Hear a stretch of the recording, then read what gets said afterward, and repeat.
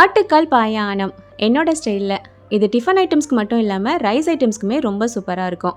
ஆட்டுக்காலோட முழு சத்துமே நமக்கு கிடைக்கணும் அப்படின்னா அதை எப்படி சமைக்கணும் அண்ட் எப்போ சாப்பிடணும் அப்படிங்கிறதும் இருக்குது. இதில் நான் சொல்லியிருக்கேன். இப்போ எப்படி செய்யுதுன்னு பார்க்கலாமா?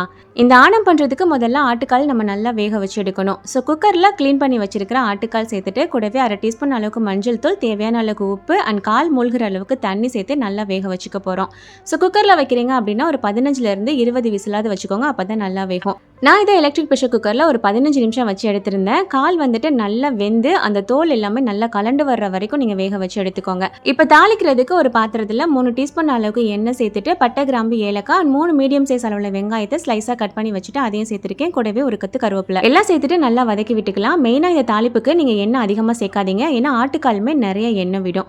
வெங்காயம் நல்லா வதங்கி கண்ணாடி பதம் வந்ததுக்கு அப்புறமா 2 டீஸ்பூன் அளவுக்கு இஞ்சி பூண்டு பேஸ்ட் சேர்த்துட்டு நல்லா வதக்கி விட்டுக்கிறேன். இதோட பச்சை வாசம் போனதுக்கு அப்புறமா ஒரு 2 மீடியம் சைஸில் உள்ள தக்காளியை சின்னதாக கட் பண்ணிட்டு அதையும் சேர்த்துட்டு கொஞ்சமாக உப்பு சேர்த்து நல்லா வதக்கிக்கலாம்.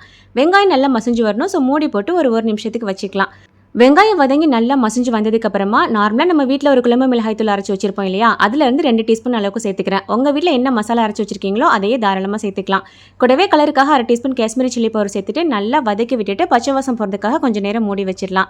மசாலாவோட பச்சை வாசம் போனதுக்கு அப்புறமா ஆட்டுக்கால் நம்ம வேக வச்சிருந்தோம் இல்லையா, அதுலேருந்து காலை மட்டும் தனியாக எடுத்துட்டு இதில் சேர்த்துக்கோங்க. சேர்த்து நல்லா மசாலாவோட ஒரு தடவை மிக்ஸ் பண்ணி விட்டுருங்க. அந்த கால் அண்ட் மசாலா ரெண்டுமே சேர்த்து நல்லா வதங்கணும். ஒரு 5 நிமிஷத்துக்கு மூடி போட்டு லோ ஃப்ளேமில் வச்சுக்கோங்க. 5 நிமிஷம் வதங்கி வந்ததுக்கு அப்புறமா ஒரு தடவை நல்லா கலந்து விட்டுட்டு ஆட்டுக்கால் வேக வச்சிருந்த தண்ணி இருந்தது இல்லையா, அதை அப்படியே சேர்த்துக்கோங்க. இது ரொம்ப முக்கியம், எல்லா சத்துமே இதில் இறங்கியிருக்கும். ஸோ நல்லா கலந்து விட்டுட்டு திரும்பவும் மூடி போட்டு நல்லா கொதிக்க வச்சுக்கலாம்.